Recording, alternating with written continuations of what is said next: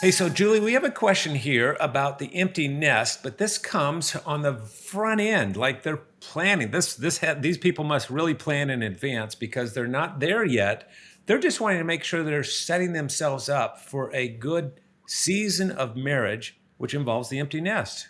What advice do you I have? love that somebody asked that question because I think it's something that we don't spend a lot of time thinking about until we're almost in the throes of it. And then we're kind of in a panic attack about, oh my gosh, what are we going to do when it's just the two Right, of us?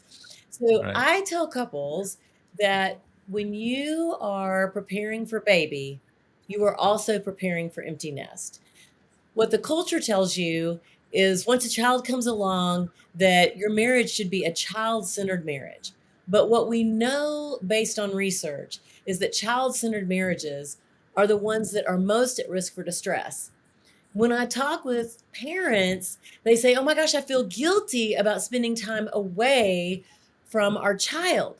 But the reality is a healthy marriage for a child is like a security blanket that you can wrap your children up in, not smother them, but they can feel whether your marriage is doing well or not. And I think so often people don't realize that. They think, oh, they have no idea that we're fighting or that we're tense around each other.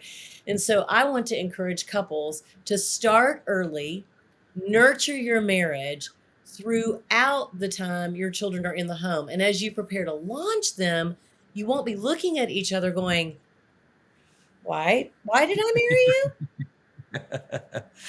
And isn't it even true in asking this question in advance? That is the preparation, right? Yeah. It's putting the topic on the table so it's not a jolt like, oh, I guess we're here now, right? Yeah.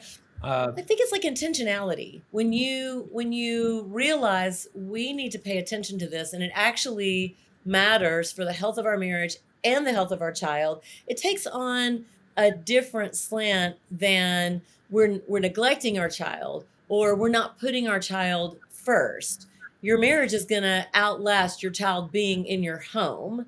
And so right. giving it the attention it needs to help it thrive and to grow is powerful, and you're teaching your children how to do relationship well. Yeah, I love that. And so you're saying don't make the mistake of thinking, oh, so now we have kids. So now we're just going to be focused on being parents. No, you're still husband and wife.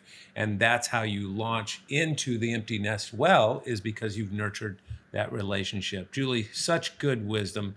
Thank you so much.